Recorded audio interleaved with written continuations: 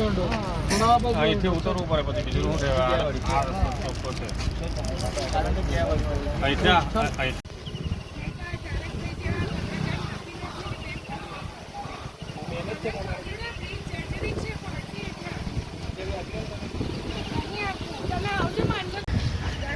આભાર આભાર બેન